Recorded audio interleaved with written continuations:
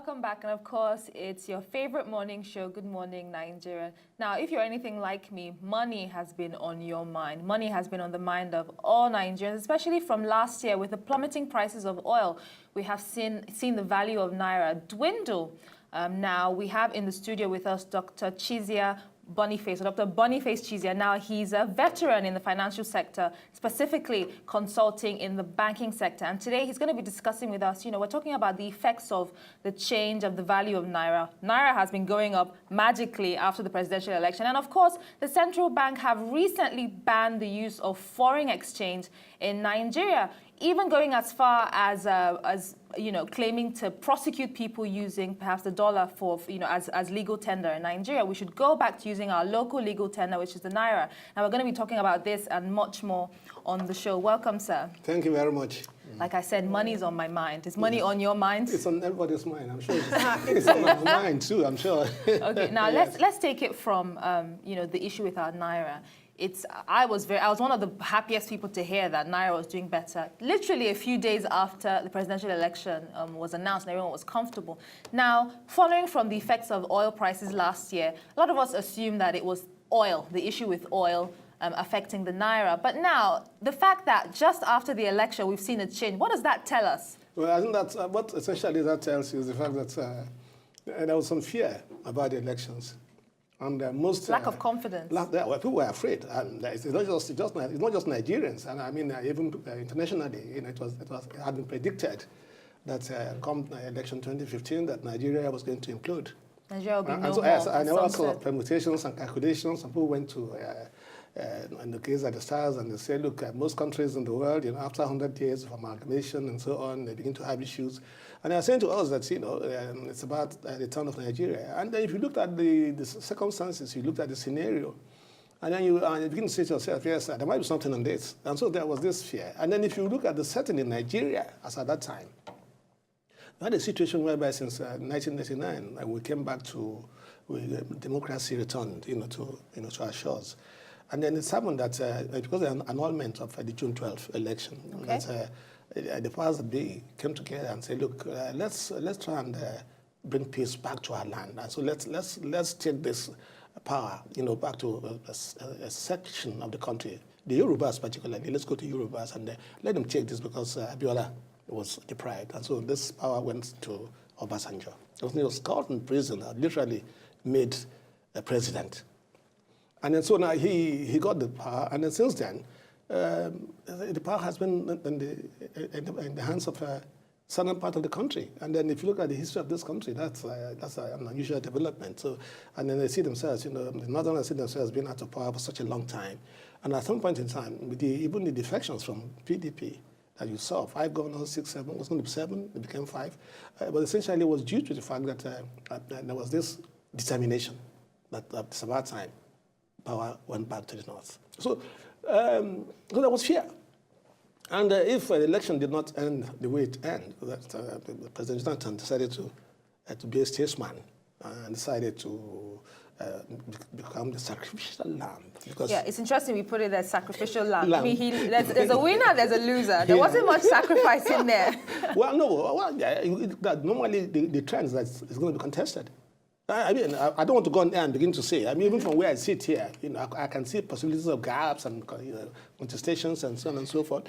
But taking the pressure in the land and taking the tension in the land and taking all the predictions that had been made, he decided to play the honorable role. I'm not saying he didn't lose the election. I'm not saying so. But sir, taking it back to money, so you're saying that there's a clear correlation between politics, fear, politics, yes, and money. Yes, because you see, if you look at rate of exchange, what happened was that people voted with their feet. Yes, okay. People said the oil market is dropping. Nigeria suffers some vulnerabilities from the oil market. We are dependent on oil for about 70–80% of our revenue to run this country, and that Naira was going to be devalued. So, okay. Now, sir, if the Naira is the value of the Naira is increasing, oil prices are still, not particularly stable. Why don't we see the effects as Nigerians? If oil prices are falling, surely things should be cheaper, not necessarily more expensive. Yeah, if we're going by layman terms. Layman terms, I think it's good that you said this. I did a memo to the new president-elect, and one of the things I did is that we'll have to try and deregulate the downstream sector, of the oil business. Deregulate. Deregulate, okay. Yes. That's remove controls, and so what you just said now will begin to happen, so that if the price of market oil begins to fall internationally, it would impact immediately, on our daily lives. So you go to like it happened in America. Because America, I go all over the place, and the price was falling, and there was a boom, to some extent. People had more money to spend on other things. So do you think we might see that happen now, especially since the Naira is gaining more strength? Happen in terms of the oil itself, in terms of... Well, happening in terms of, of finances in Nigeria. I mean, for example, one of the policies that we're talking about, the CBN is trying to curb, the problems we have, the negatives, by banning the use of foreign exchange as, they're saying you must use the Naira, which is legal tender. Olive here is a lawyer. Yeah, so I was going to ask that question. Now, CBN is trying to ban the importation of foreign currency by banks. I was going to ask, how is this really going to help the Naira? How is it going to help? No, I think when I put it, make sure I put it in the right context. CBN is not banning the importation of foreign currency. What CBN is trying to do, in effect, is that you have a situation whereby people, compatriots, are beginning to use a dollar as a currency for transaction within the economy. It's been there for quite some time. And this is putting additional pressure on the demand. Because you see the simple economics, it's supply and demand. And so now when the demand is increasing and supply is dwindling, like we just said, the oil market is not firm, demand is not strong, and so on, and then our take from the oil business is not what it used to be, then you find that means the supply is under attack. And then so when the demand now, we find that, so CBN is looking at all the various sources of demands and saying, look, what then do we do? And in addition to what we just said, you have people who, because of the elections, who want to use dollars, to do bribe money because it's portable and so on and so forth. And those who are afraid that we buy the value again are also wanting to keep their monies where they can, in dollars. And so what the CBN is in doing that, it's doing exactly what the law says they should do. The legal tender in this country, in Nigeria today, is Naira.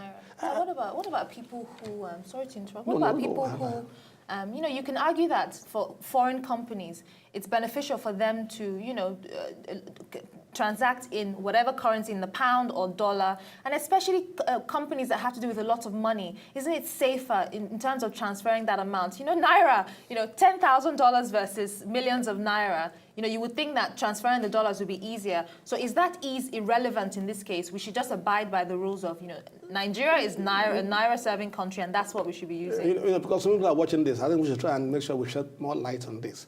If you're a foreign business operator in this country, this is not an issue. Because you don't transact in money. You don't bring money in the environment and begin to exchange money. So what Central Bank is saying is you bring the money, if you bring your hard currency into Nigeria today, you have domiciliary account where you can go to, open an account and say, look, I want this account kept in dollars for me. Okay. All right, so there are no issues. So you run that domiciliary account. Yes. But in exchange of, there's even rental. Some people rent apartments and they quote, because let me quote the Director of Corporate Communications, Ibrahim Oazu of CBN. Yes. He says, for avoidance of doubt, the attention of the general public is hereby drawn to the provisions of the CBN Act of 2007, which states inter alia that currency notes issued by the bank shall be legal tender in Nigeria for the payment of any amount. Furthermore, the Act stipulates that any person who contravenes this provision is guilty of an offense and shall be liable for conviction. Now, they're saying this applies to citizens, foreigners, and tourists alike. So you shouldn't, you shouldn't use a dollar or pound or whatever other currency as a means of, as a financial transaction. Yes. So. For a foreigner, for me, as example, if I'm a foreigner and I'm thinking, well, I'd rather be paid in dollars because if the Naira is dwindling up and down, that's going to affect me. So I'm better off being paid in Naira. So as a citizen, how, if CBN is bringing this policy and saying you must operate in Naira, what other policies are they going to, operate to make sure that the Naira stays strong? Well, I think that's like, let me first of all make sure we clarify the issue about foreigners. I think foreigners don't have too much problems because they, like I said, they put their money, they can put it there in foreign exchange. What CBN doesn't want and what we want to discover is the fact that you go and begin to trade products and services in dollars, which has been happening. Even school fees have been... Rent is being paid in dollars right now. Yeah, so and that sort of thing, that's what central bank doesn't want to happen. But then, when you're talking of a cashless economy, most of these things really don't too matter, So if I have an domiciliary account, and I come to you... Shouldn't affect you that much. Yes, no, I have a domiciliary account. I say, look, okay, you're going to pay me in dollars, and then I say, okay, you pay it into my account.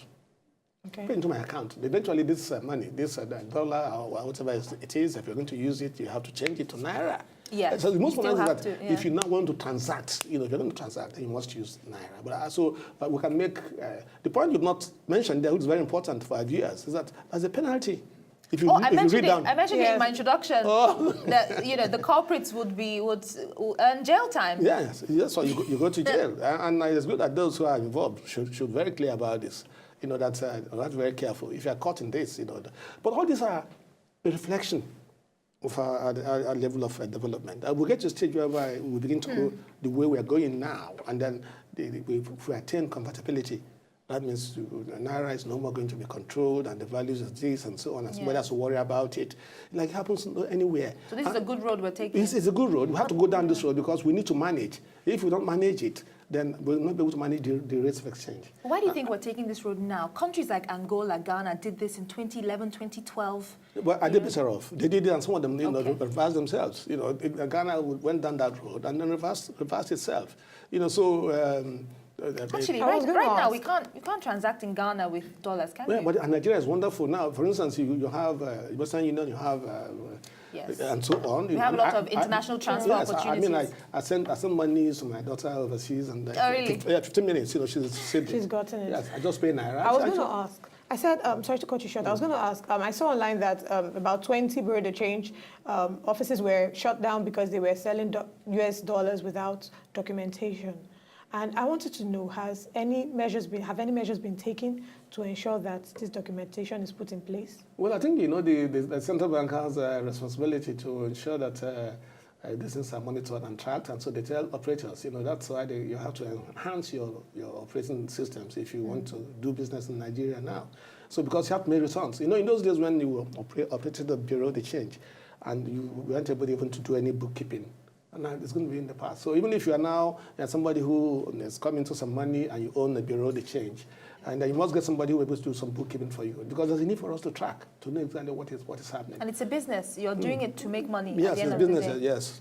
Yes. Yeah, and it's a bureau de change will be operated like it's a financial service that you're offering. So exactly, that's what it is. The rules will be very strict. Yes. So, on a final note, what can we expect? Should I save all my dollar, or should I be happy the Naira is going to be doing well? Well, you should expect that going forward we're going to have some stability. That's what is very important. The central bank has done all that's necessary to be done. It's needed to be done now, and they've done it in terms of making sure that we begin to remove. You see, the issues are going to begin to have differences between the various windows. So you had before we had auction, then you have interbank, then you had the parallel market, and you had bureau de change. Yeah. And now what you try and do is to try and collapse those distinctions. But what else happens is that when you allow such distinctions to operate, then people do what we call round tripping. So I can get the rate of exchange from interbank market without doing any business whatsoever. I go and sell it in the parallel market, and I make some money. Okay. And there are people who tried on this. So I think that we're on course, so we should stay the course. So we've had the elections, the vulnerabilities are off. And as well as we go down the line, those in charge of this business are on top of their business, and would expect that this country should look forward with optimism. Thank you very much. Thank you very much for coming on the show. So we've had Dr. Boniface Chizia talking about money, our economy, and of course this new ban that central bank has put in place. Don't give me dollar the next time we try to do business.